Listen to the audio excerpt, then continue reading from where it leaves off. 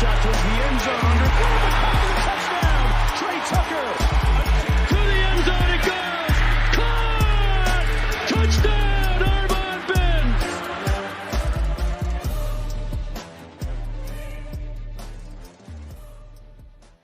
Bearcat Blitz, time for another show on the Believe Network. I'm your host, Russ Heltman. He is my co-host, Neil Meyer, just across the way. Following a winning weekend for the Bearcats football team.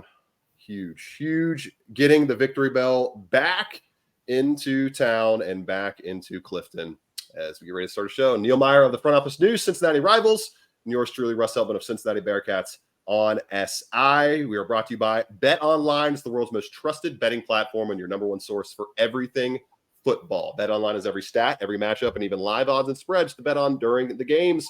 Think you know your stuff? Get in on our $200,000 mega contest and pick 5 games against the spread every week for your chance at weekly prizes and a share of $200,000.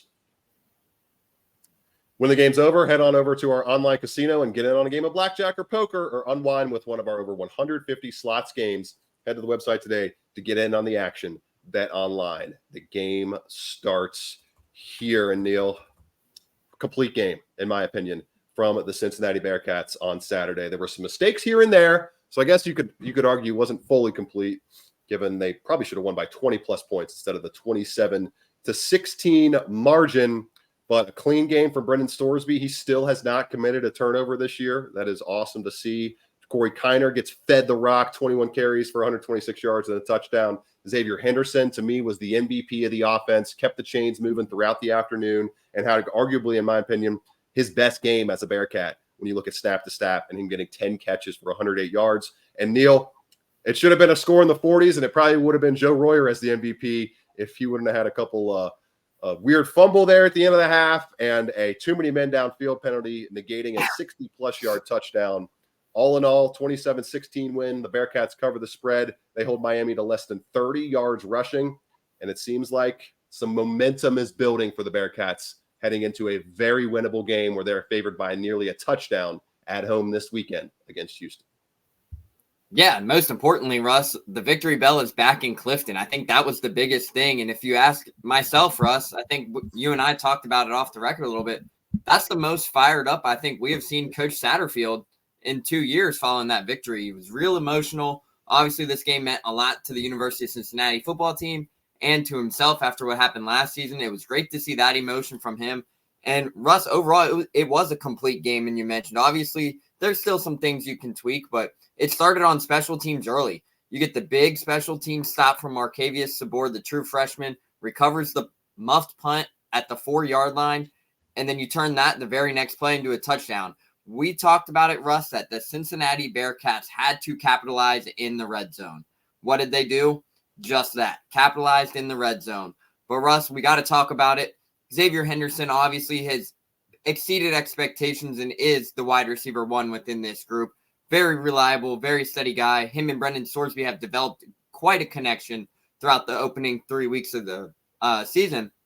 But Joe Royer, we said it going into this contest, Russ, that Joe Royer would make a positive impact on this game to where this could have been a game where he goes for 6 catches, 60 yards was what I was projecting heading into this game. And, man, Russ, he gets the touchdown there in the first quarter from Brendan Storesby. And then he has the grown man move right before the half. And even though it resulted in a fumble, you can't be mad at that kind of play because he made 4 defenders miss, and that's just him going all out for a touchdown there. Yes, it could have been more points. You would have liked the points, but overall there. And then he has the big catch down the sideline that was neglected because of the penalty when Gavin Gerhardt was about 8 yards downfield. So could have been a big day there, but it's still great to see Joe Royer getting those opportunities and really making an impact as well alongside Xavier Henderson. But, Russ, another thing we got to talk about, Nathan Hawks becoming the first Bearcat to hit 50-yard field goals, not once, but twice in a ball game. And we talked about heading into this one. This kicking competition was open, and Nathan Hawks shown the leg.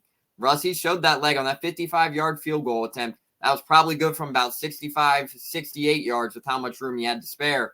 And that's a huge weapon now for Cincinnati that they know the leg strength is there. and he's able to go in there and knock it down with confidence, that's huge for Cincinnati to have that back because the kicking game has struggled. So now that they have that, I thought it was a complete game. But defensively, Russ, I think we really got to talk about what this defensive line looked like. You hold Miami to 30 yards on the ground. I thought this was the best defensive line performance of the season. Obviously, the injuries have battled the defensive line. They added to it. Rob Jackson was not able to go due to an injury as well in this one. So they take a hit. We talked about it. They moved Cam Rutherford out to the outside, which I really like. They add more size there. But, Russ, I thought things looked good on the defensive side of thing at times, but you still have to find a way to limit those chunk plays. You can't have these 38, 52, 54-yard touchdown passes to a team like Miami. So once they really hone that in, I think we're looking at things better, but you still have to find a way to eliminate the explosive plays. Yeah, let's start defensively, and we'll kind of move to all three phases of the game and run them all down because it was a pretty good complete team win. You had Jared Bartlett, Logan Wilson, and Jaquan Sanks all with 6 tackles apiece. Sanks making it in practice, a freshman, good and bad. He's made a lot of tackles so far, played a decent amount of snaps, given up too many big plays. Like you mentioned, Neil, he was a big reason why they gave up. I think he was the one who gave up the middle of the field touchdown. Deep touchdown pass on play. Saturday. Yeah, so some stuff to clean up there, like you mentioned. There's still too many big plays, like you mentioned, but none on the ground. And I think if you can figure out how to just limit the big plays to one phase of the game defensively, that's probably the best this season that we're going to be able to see the Bearcats defense do, especially with Dante Corleone getting back into a rhythm. Cameron Wilson's playing good football up front along that defensive line. Some guys are really playing well. You got also Harris Adams is playing decent football up there. So it's looked good in the defensive front compared to the Pittsburgh game for sure. When you hold the Miami offense to just 30 total yards rushing, 26 yards rushing for the Miami offense. But on top of that, I think there was some much better ball skills being played in this game on those kind of 50-50 passes where you got a touchdown, take it away in the red zone. Miami goes down the field, first drive of the game, and you get an interception. I think it was Canteen getting that pick, his first interception as a Bearcat. You have another, I think they had two total turnovers that they forced in this game for Cincinnati in terms of one turnover. Then they didn't end up getting that fumble to go their way. But just anytime they can force a turnover, anytime they can win the turnover battle, it's going to help this team, Neil. Obviously, you and I talked about how last week getting one or two of those PBUs to turn in the turnovers could be a huge flip of the game, which you get it right there. You take away 7 points off the board and an 11-point margin. Who knows what the end of the game may have looked like. And then when you look at the rest of the defensive kind of numbers, I was impressed by Dante Corleone. He played a little bit less this time around than in game 1 against Pitt. Interesting to see that. I was impressed by Simeon Coleman. He was fantastic, the highest graded player on the Bearcats defense throughout that game. And Neil, I think he's making a strong case to eclipse Jack Dingle on the depth chart. I mean, he has outplayed him thoroughly through the first 3 games of the season. Interested to see how that keeps going. So there's some young guys making waves. There's some transfers making waves. When you think about Bartlett, when you think about Golday, when you think about Canteen, when you think about Gola Callard came in and made an impact and stamped there as well. Yeah, Josh Minkin's another transfer. So when you look at the defensive side of the ball, Neil, the transfer impact has been palpable through 3 games. So you tip your cap to the recruiting department on that front. And overall, I think the big plays are still happening too often. But what you saw in Saturday's action was one more big play on the defensive side of the ball in terms of getting a turnover and one more sack that changed the game outside of the numbers from Pitt, where they had 2 and they had 3 sacks against Miami. And Eric Phillips, I mean, what a game from him. Arguably his best game as a Bearcat. He was coming in hungry with motivation from Coach Satterfield, who, like we've mentioned last week, we said they got to find a way to turn these high pressure numbers into sacks. And what did they do in this game, Neil? They got 3 of them. They kept Brett Gabbert off of his rhythm. He still made some big plays, averaged over 9 yards per pass, but was not able to consistently dice and run down the field. It was the best defensive performance so far, in my opinion, through the first 3 games, and it's something that they can definitely build on that side of the ball. Yeah, absolutely. And on the defensive side, Eric Phillips was just Russ, I'm right there with you. I think he had his best game as a Bearcat. It was also really great to hear him post-game go through what this rivalry meant to him and everything. Because, Russ, for those who are listening who aren't familiar with it, Eric Phillips opened up and said he was very close to committing to Miami, which would have been real different things. And then he opens up and he calls Brett Gabbert little, which, I mean, 6'4" quarterback. I've never heard a defensive lineman call him little after getting 2 sacks on him, but I love that. They were fired up. And I mean, Russ, the defensive line there, I thought Eric Phillips really had a great showing, but it all started when Scott Satterfield alluded to it in the post-game press conferences that they kicked off the Friday night meeting talking about how they had to get pressure to it. And he individually called out Eric Phillips saying, hey, you had multiple opportunities versus Pittsburgh. Let it get away. This week, we got to have you here. And what happens? Eric Phillips has the best game of his career. And that's a huge sight to see because Cincinnati has desperately needed to find ways to get pressure. Outside of Dante Corleone, they knew Phillips was going to get that production on the edge at some point. But now to see it burst through there in a rivalry game is huge. But the defensive side, Russ, as you mentioned, that linebacker position is definitely something that's interesting to keep an eye on because Simeon Coleman played very well again on Saturday. And Russ, the opening play of the game was a check down there. Jack Dingle got beat on a check down, which if you watch the replay back, he checked the play correctly. He was there to make the tackle, but running back slips and it's a 40-yard gain. Those are the things where you can't allow that to happen, especially when you're in position to wrap them up for a tackle for loss.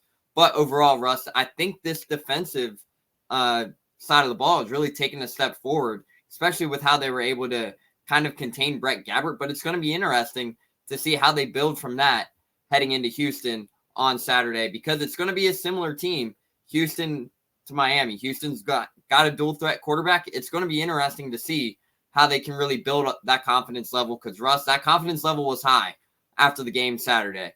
And it's going to be interesting to see how they can build on that heading into Houston. Trey Golacoward, I mentioned him. He was 3rd in PFF grading. He stood out throughout the game. When I was sitting next to 24/7 Sports' Keegan Nickerson, and we were just every time Cherry would make a play, we'd be like, who is that? Is that Golacoward? Because he hasn't really played a whole lot so far this season. Gets mixed in with Josh Meekins out due to injury, and he takes full advantage of it. He was fantastic with a 76.5 PFF grade, 75.7 in coverage. You mentioned Jack Dingle had that brutal missed tackle. He has been in the 50s PFF grading-wise all 3 games so far this season. And a guy I want to touch on before we get out of the defensive side, Neil, is Jordan Young. Graded in the 70s all 3 games so far this season. It's matched what I've seen on my rewatches of these games. He has been not noticeable in a very good way. Not necessarily getting a lot of opportunities, which I think is good to make plays on the ball. If you're not getting targeted, that means you're doing a great job in coverage. And so far, when you look at his numbers, Jordan Young this season so far has, coverage-wise, allowed 5 catches on 12 targets. He's been targeted 4 times each game, and Saturday was the first time he gave up multiple catches in a game for just 31 yards total and 30 yards after the catch. So he's doing a great job of kind of clamping down, not letting any big plays happen. And the longest pass he's allowed so far, Neil, was 11 yards, and that came on Saturday, allowing a 49.3 PFF rating with just 1 penalty, or 49.3 NFL quarterback rating with just 1 penalty on the season. Jordan Young, man, another 3 games of this, halfway through the season, he's still in this kind of range. I'm fully safe to say, I'm going to feel safe in saying that they have found a number 1 cornerback for this year and maybe and hopefully for next year as well if he sticks around with the program.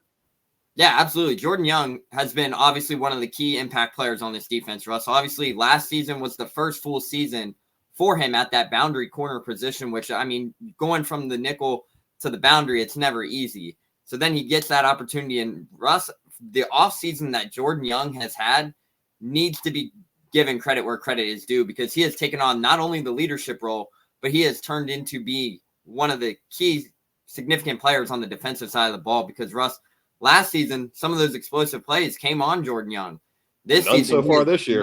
None this far. And he has shown right now, as you mentioned, if he can continue at this playing pace and these stats through the next 3 weeks of Big 12 play, and that's between Houston, Texas Tech, and UCF, if he can hold those 3 same kind of teams to the similar stuff he's done in weeks 1 and 3, it's safe to say that Cincinnati has found their cornerback one. And I mean, Coach Combs has loved what he's got from Jordan Young. We've heard it all off season, but the results are starting to show, and that's a great sign for Kerry Combs, Tyson Veit there, and the defensive side of things. That it is. If Jordan Young can handle one side of the field, it just makes it a lot easier to handle those big plays and keep them from happening in the passing game. I misspoke a little bit. He had a 69.8 grade against Pitt, but has been in the 70s the other 2 games. And obviously the competition level going to go up for the rest of the season.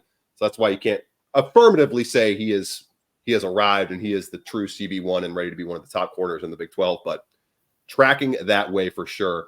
Touching on special teams real quick, and then we'll get to offense and start to wrap up the show a little bit with a less fun topic in the back half of things here.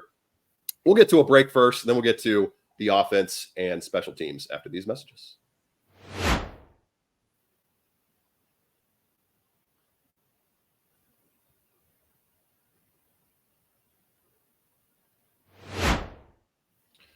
Special teams wise, Neil, Nathan Hawks, what a boot, what a leg, what a moment for him. And it seems like he's just like this team, got momentum rolling now. And when you pair the amount of leg strength he has with the confidence that he now has, Cincinnati's offense could be putting up points more consistently drive to drive now with a weapon that can attack from nearly midfield in once you get to the other opponent's side of the field.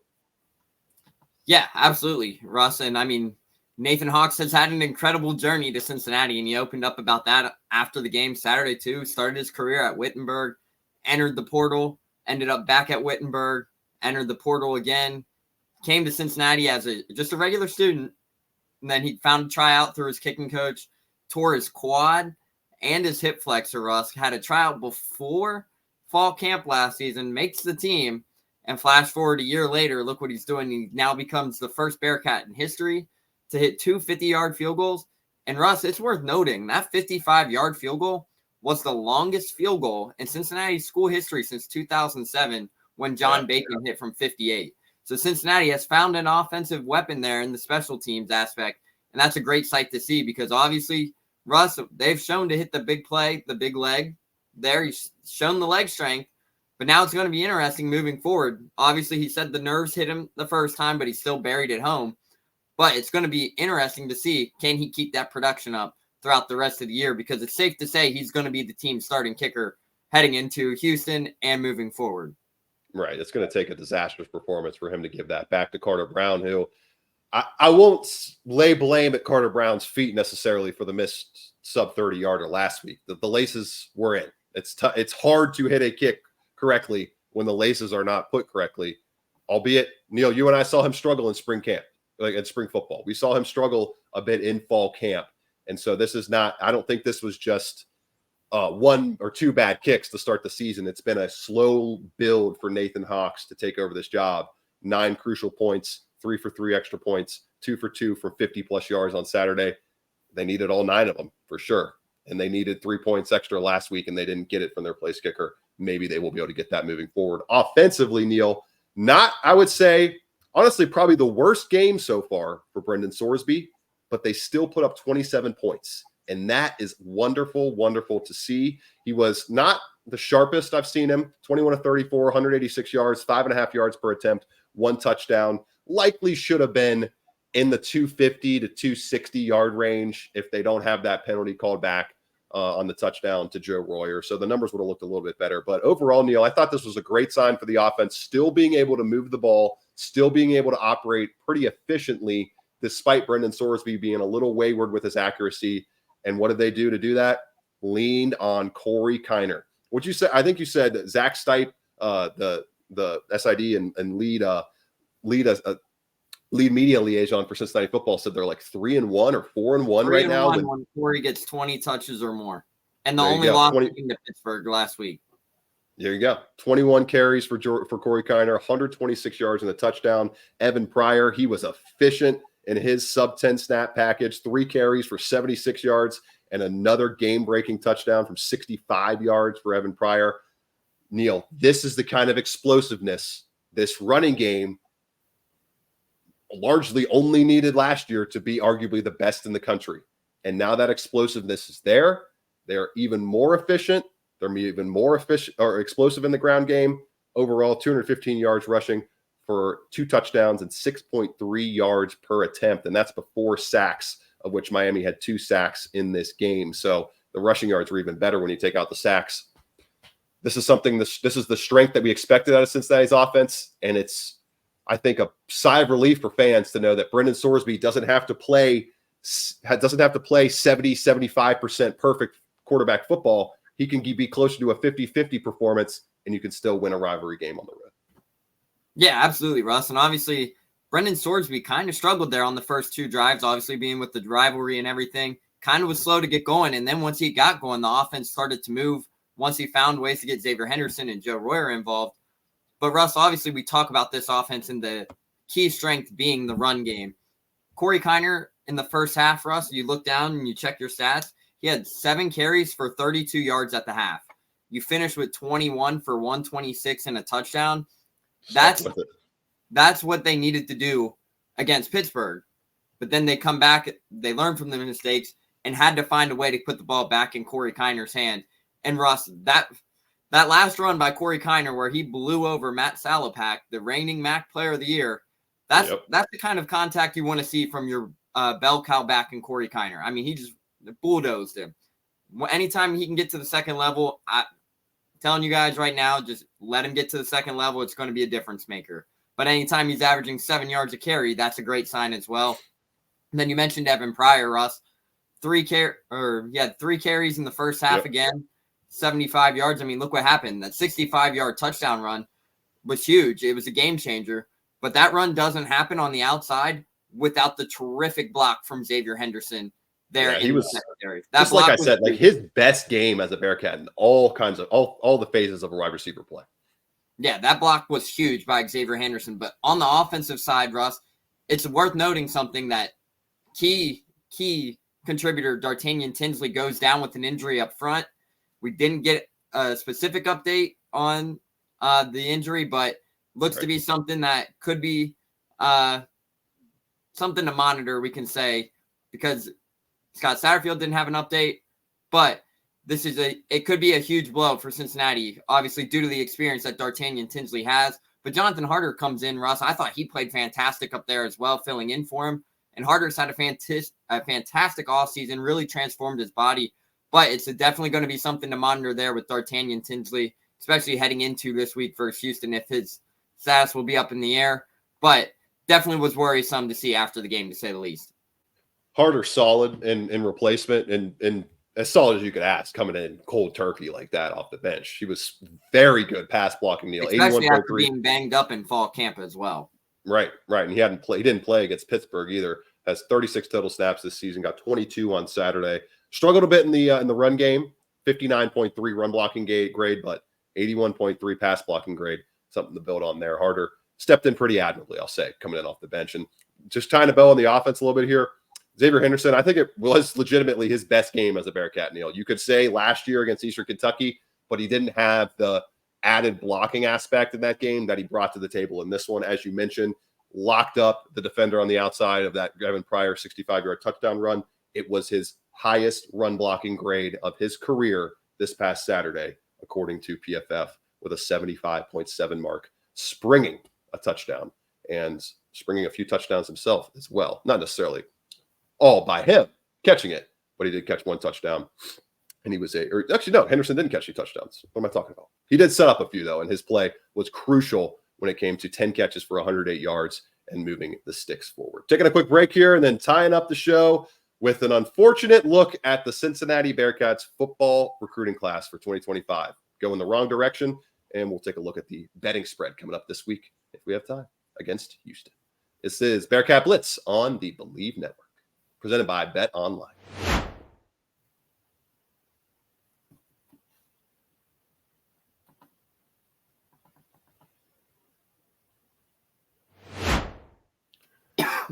All right, Neil, from good vibes to bad vibes here as we take the latest look at Cincinnati's 2025 football recruiting class. Brutal news heading into the battle for the Victory Bell as they lose a commitment kind of saw this one coming once the SEC offers started flowing in over the past few months. Mikkel Skinner out of Riverside High School in South Carolina, the one of 2 4-star rated recruits on Cincinnati's class, and the highest rated recruit among all 16 commits has decommitted. He has reopened his recruitment. He will not be taking his services to Cincinnati. And now, Neil, that leaves Cincinnati on pace for the lowest rated recruiting class this decade when you put all of the major recruiting service rankings together.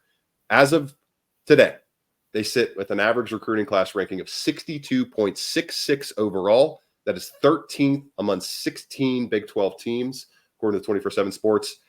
62nd on 24/7, 64th right now on Rivals, 62nd on On3, and they will not be ranked on ESPN because you have to be a top 35 class to be ranked on their kind of monthly look-ins. Neil, they were on June 26th sitting at an average of 43.75, and that's dropped nearly 20 spots in the ensuing 3 months when you're supposed to be locking in your class and boosting it and finalizing it. They've let the class slip 20 spots. I will say this, started off with this. The transfers have been impactful out of this recruiting staff. They have done a really good job, in my opinion, of getting transfers from the portal that fit the culture, especially this year, and that could impact things. Even looking back last year, Jordan Young, they get him out of the portal. Look at the step he's taken in 1 year. Portal too. Yeah. I was about to mention Henderson as well. But Young, the step he's taken out of the portal in year 1 and year 2 as a Bearcat. Xavier Henderson, the step he's taken in year 1, the year 2 as a Bearcat after coming out of the portal. So the portal seems like a strong pipeline for Cincinnati to be able to take talent from. And you're seeing that from the snap counts and the PFF grades and just watching the games this year. The transfer guys are making a serious impact on both sides of the ball. But Neil, it's hard to see this program reaching the heights it wants to reach of Big 12 titles, making the college football playoff, being a top seed in the college football playoff, going undefeated. It's hard to envision that goal and that pantheon reached again if you're only bringing in 1 to 2 4-star players a class and you're ranked in the bottom 4 classes among the Big 12 teams each year, which last year was better than this year. 2023, better than this year, which doesn't make a whole lot of sense, Neil, because 2023, you had that class sign amidst the coaching change, and last year was really just getting your feet underneath you.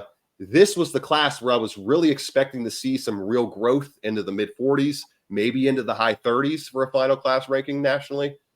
But unless something drastically changes over the next 2 months before early signing day, it's not going to get to that point. Yeah, unfortunately, Russ, that was a big loss, losing Mikkel Skinner, the top recruit in this class. Obviously, he's seen the SEC interest come in right after committing to Cincinnati. He saw his hometown school in South Carolina offer. He's been at Kentucky as well, that we have seen as of late. But overall, Russ, it's a huge blow to the recruiting for 2025. Obviously, due to the playmaking abilities for Mikkel Skinner, a big-time tight end wide receiver, 6'3", 200 pounds. Has a lot of upside potential and has seen his recruitment take off. But the key thing I'll touch on this recruiting staff in this class is, Russ, this recruiting department is doing a great job at finding guys before the other programs have. Jahari Medlock is a prime example of that because Cincinnati offers, they get him to commit after he comes to a camp. Flash forward to 2 weeks later, the beginning of September, Medlock gets an offer from an SEC school in Georgia, picks up an offer from Florida. So they're finding the guys with the talent. But, Russ, unfortunately, as we know in the recruiting industry, it's not official until November comes when that pen hits the paper, and it's going to be tricky keeping those guys there when other schools are getting involved all the way up until signing day. So it's going to be interesting. But overall, I still have high hopes for this upcoming recruiting class, but they just got to be patient. But obviously, this is the lowest ranking it's been in this decade, which is not a sight Bearcats fans like to see. Yeah, what are your hopes? What are the high hopes, Neil, that you have? Because there's 60 days left in the window. There's not they're running out of recruits to sign. Yeah, there's still some stuff out there that they're looking at, but for Cincinnati, the key is you keep a guy like Jahari Medlock, Jamari Deloche. If you can keep those two right there, those are the two prized possessions here in this class now. But if you can keep those and you can find a couple of those guys that are still there, I think they're looking at maybe 18 to 20 guys still. There's a couple of names that have been floating around, but if they can find ways to lock those guys down, it'll be very interesting to say the least and get this thing hopefully back up to within the top 40, 45 to finish the season. It's just I don't see any scenario where they get in the top 40. It's just that it would take multiple 4-star talents out of this group, a group that is sitting at 15 players already, and they've confirmed they're going to sign around 19 to 20. So there's not a lot of room to get back into that palatable 40 to 50 range. Definitely think they should be able to and will get back into the top 50. Although I thought they would have a top 50 class or back in the 50s, I should say. And I say that thinking I thought they would have a top 50 class assuredly in year 2 of Scott Satterfield's tenure. But we won't down the vibes too much. There's still time for that class to turn things around. And as I mentioned, as Neil and I both mentioned, that the transfer impact has been palpable so far, and we'll see if that impact can lead to Big 12 winning this season. That's the next goal. That's the next trial to test themselves with, and that starts this weekend. And a very winnable game against Houston. We'll touch on this real quick. Neil, just your thoughts on Cincinnati opening as a 7.5-point favorite over Houston, and the line has now moved to Houston as a 5.5-point dog. So 2 points of line movement, bettors flocking to take the Cougars. Yeah, Russ, overall, seeing them as 6-point favorites, I think is expected. Obviously, Houston has struggled through the first 3 weeks of college football, and they have had very inconsistent. Have they? The Oklahoma game is definitely one to note, but the UNLV loss hurt, and then that was bad. Yeah, but the UNLV loss hurts there. But overall, this could be a line that we see might become shorter heading into Saturday. So it's definitely interesting, but I definitely think this is still a winnable game for Cincinnati.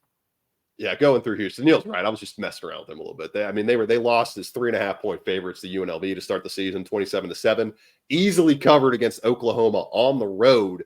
And that's one that made Bearcat fans kind of raise their eyebrows a little bit. 16-12 losses, 28-point underdogs in week 2. And then they destroyed Rice this past week as 5-point favorites, 33-7 win over Rice. So who knows what we're getting out of this Houston team. But one thing you and I both know, Neil, this Bearcats fan base is hungry for an FBS win at home. 0-7 mark under Scott Satterfield. They got the victory bell back in town. It's time to get an FBS win in town this weekend. And I'm sure that's obviously the top goal for the program moving forward with the eyes and goals set on Houston. We'll be back to preview the full game later on this week on Bearcat Blitz. Fun, loaded show. Neil Meyer, Russ Eltman. We have been presented by Bet Online. Enjoy your Monday and midweek action, everybody. 6, Ritter to the end zone, looking for Pierce. Did he hang on? Yes. Touchdown. Back as I've been around. Here he goes again. Busts free. Jerome Ford down the sideline. Foot race. House call. Touchdown. 79 yards. Big run in the Beach Bowl. This is a big one, too. And it's going to go all